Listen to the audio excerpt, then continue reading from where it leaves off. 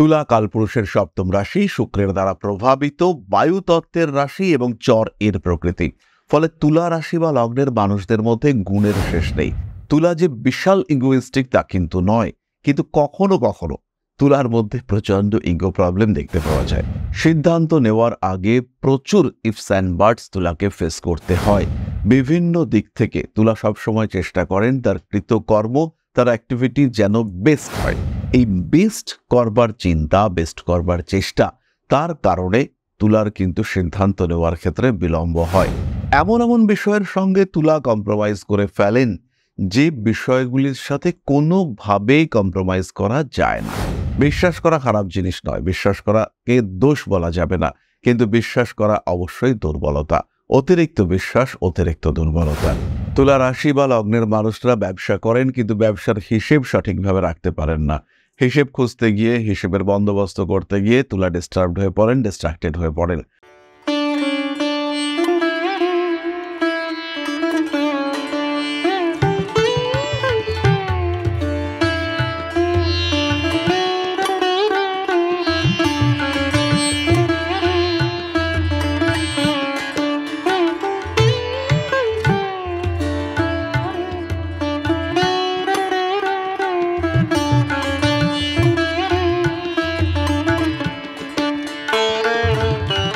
নমস্কার, Rishibani institute of Vedic অ্যাস্ট্রোলজির পক্ষ থেকে স্বাগত জানাই আজকের জ্যোতিষ আলোচনায়। আমি শান্তনু আপনাদের সাথে। আলোচ্য বিষয় বিশুদ্ধ জ্যোতিষ। আমাদের আলোচনা আজকে দুর্বলতা। তুলা রাশি বা তুলা লগ্নের মানুষদের জীবনে দুর্বলতা, পিছিয়ে পড়ার অন্যতম কারণগুলিকে আমরা খুঁজে বার করবার চেষ্টা করব। যে কারণগুলি বেসিক্যালি গুণ মানুষের মধ্যে থাকা উচিত, কিন্তু বর্তমান যুগ, বর্তমান পরিস্থিতি, বর্তমান অবস্থা, সেখানে যে কারণগুলির কারণে মানুষকে পিছিয়ে আসতে হয়। যে দুর্বলতাগুলি বর্জন করলে মানুষ সহজেই কঠিন পরিস্থিতিতে উন্নতি করতে পারে, সেরকম বেশ কিছু দুর্বলতা আইডেন্টিফাই করার চেষ্টা করব এবং তুলা রাশি বা লগ্নের মানুষদেরকে অনুরোধ করব নিজেদের সঙ্গে বিষয়গুলিকে মিলিয়ে নেওয়ার। তুলা কালপুরুষের সপ্তম রাশি, শুক্রের দ্বারা প্রভাবিত, বায়ুতত্ত্বের রাশি এবং চর এর প্রকৃতি। ফলে তুলা রাশি বা লগ্নের মানুষদের মধ্যে গুণের শেষ নেই। তারা ক্রিয়েটিভ, তাদের মধ্যে মুভমেন্ট আছে, তারা নিজেদেরকে মোটিভেট করতে পারেন। সবসময় পরিবর্তনশীলতা দেখতে পাওয়া যায়, ঝোড়ো হাওয়ার মতন পরিবর্তন নিয়ে আসার ক্ষমতা, সিচুয়েশনকে ইনস্ট্যান্টেনিয়াসলি চেঞ্জ করবার ক্ষমতা তুলা রাশি বা লগ্নের মানুষদের মধ্যে রয়েছে। কিন্তু তা সত্ত্বেও প্রচুর দুর্বলতা। প্রথম বিষয়টি হলো, তুলা সবাইকে নিয়ে চলতে চান। সবার প্রতি সাম্য, সবাইকে এক রকমভাবে দেখবার চেষ্টা, চিন্তা, সেটা তুলার মধ্যে দেখতে পাওয়া যায়। তুলা কাউকে দুঃখী করতে পারেন না।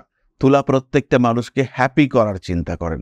এই প্রত্যেককে সমানভাবে রাখা, সমানভাবে দেখা, কাউকে ক্ষুণ্ণ হতে দেব না, এই মেন্টালিটি, এটাই তুলার সবচেয়ে বড় দুর্বলতা। এবং এর কারণে তুলা সবচেয়ে বেশি যাকে বঞ্চিত করেন, সেটি হলো তুলা নিজে, স্বয়ং নিজেকে কষ্ট দিয়ে, নিজে অতিরিক্ত পরিশ্রম করে অপরকে ভালো রাখার চেষ্টা, এটা তুলার সবচেয়ে বড় নেগেটিভিটি। পরবর্তী বিষয়টি হলো তুলার ইগো। তুলা যে বিশাল ইগোইস্টিক তা কিন্তু নয়, কিন্তু কখনো কখনো তুলার মধ্যে প্রচন্ড ইগো প্রবলেম দেখতে পাওয়া যায়। সব সময় সেটা কিন্তু নয়, সেটা খুব রেয়ার। কিন্তু যখন এই রেয়ার ইগো প্রবলেম দেখতে পাওয়া যায়, তখন কিন্তু তুলা কন্ট্রোল হারিয়ে ফেলেন। নিজের প্রতি নিয়ন্ত্রণ হারিয়ে ফেলে তুলা রাশি বা লগ্নের মানুষ, তারা কিন্তু সমস্যার মধ্যে জড়িয়ে পড়েন।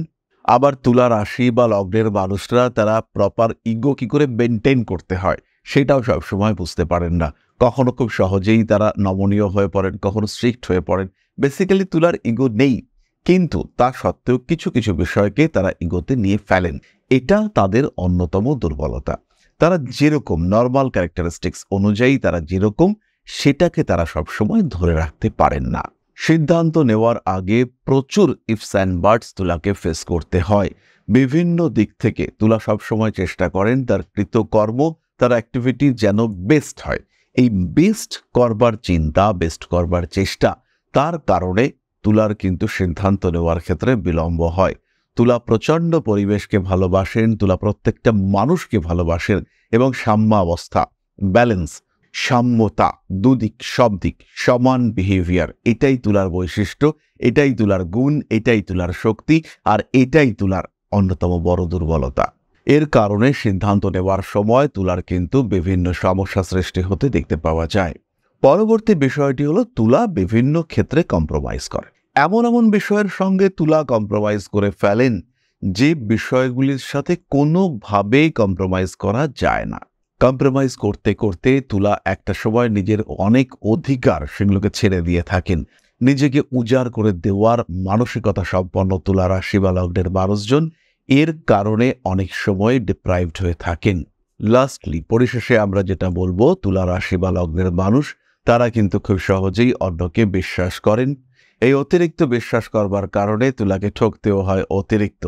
বিশ্বাস করা খারাপ জিনিস নয়, বিশ্বাস করাকে দোষ বলা যাবে না, কিন্তু বিশ্বাস করা অবশ্যই দুর্বলতা। অতিরিক্ত বিশ্বাস অতিরিক্ত দুর্বলতা। এরই সঙ্গে সঙ্গে এটাও খেয়াল রাখতে হবে, তুলা রাশি বা লগ্নের মানুষরা অর্গানাইজড নন।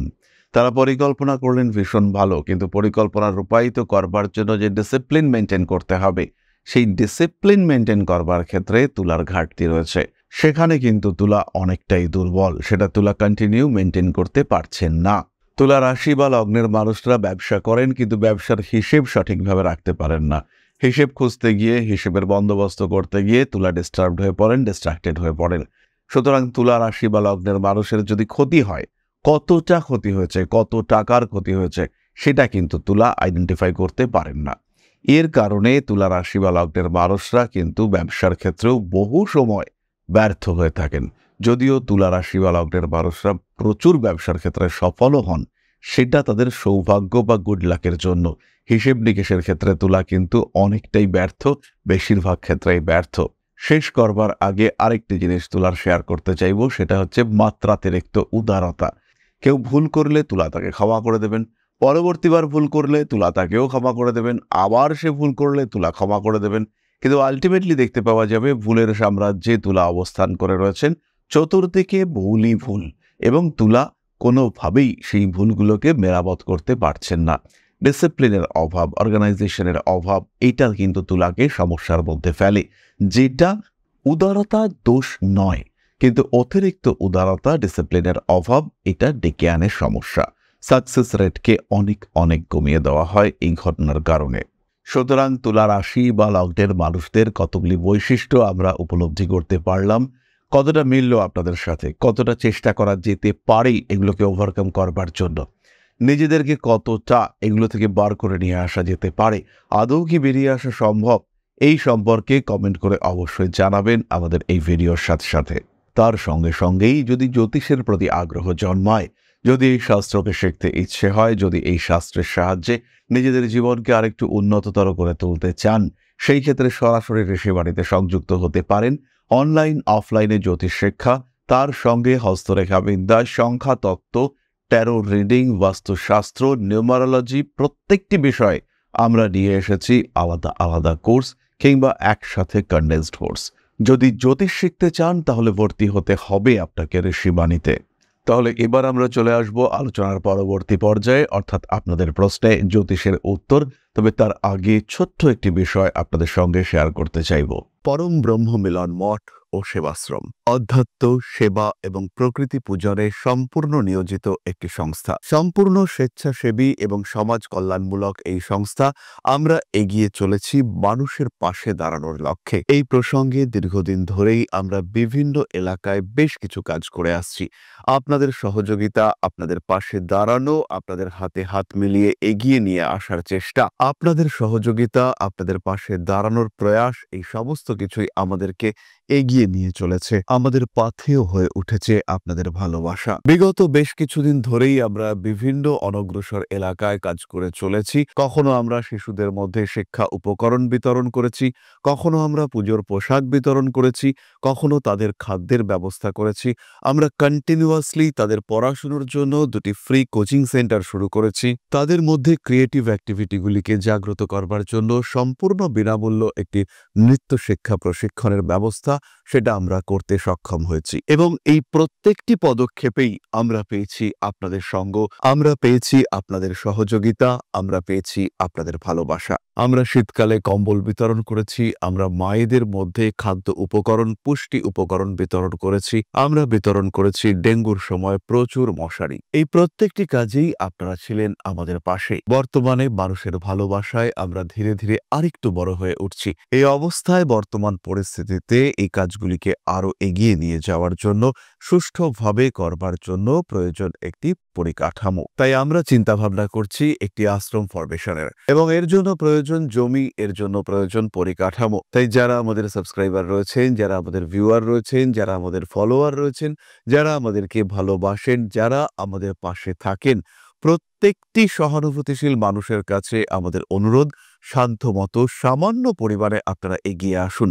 বিন্দু বিন্দুতে সম্পূর্ণ হবে সিন্ধুর গঠন, তৈরি হবে পরম ব্রহ্মমিলন মঠ ও সেবাশ্রমের পরিকাঠামো। তাই যারা বিভিন্ন সময় বিভিন্ন অবস্থায় মানুষের পাশে গিয়ে দাঁড়ান, যারা প্রকৃতিকে ভালোবাসেন, যারা জীবনকে এগিয়ে নিয়ে যাওয়ার পথে অন্যকে সাহায্য করতে পছন্দ করেন, সেরকম প্রত্যেকটি মানুষের কাছে আমাদের সাধারণ অনুরোধ, আমাদের এই মহৎ উদ্দেশ্যকে সফল করে তুলবার জন্য যতটুকু সম্ভব, যতটুকু সাধ্য, অবশ্যই এগিয়ে আসুন, বাড়িয়ে দিন সামান্য সহযোগিতার হাত।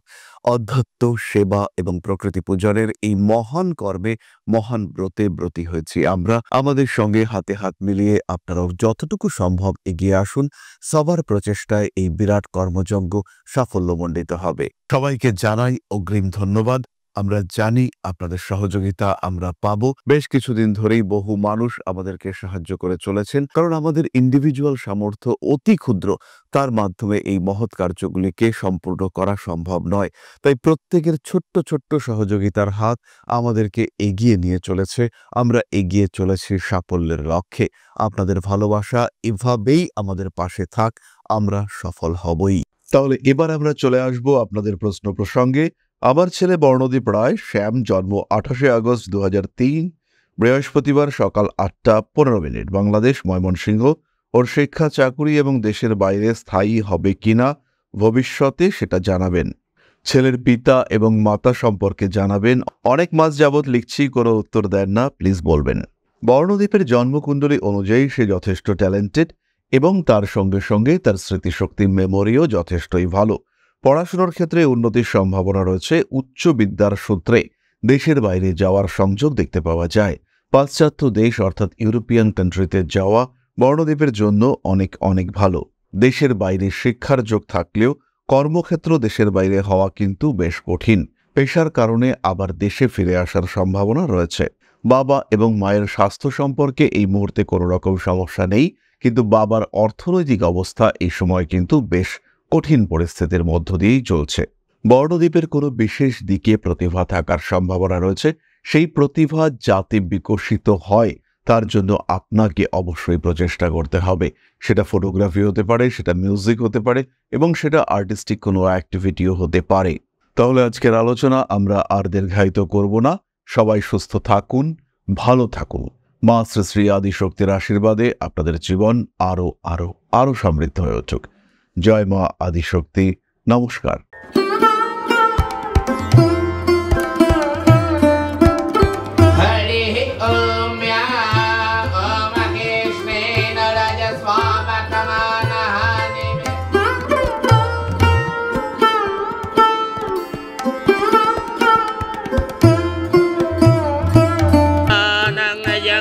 हेतुश्च पयस्नानं विजिह्वताम् ह्रीं ह्रीं ह्रीं हुं हुं सिद्धिं शक्तिदेयं स्वाहा।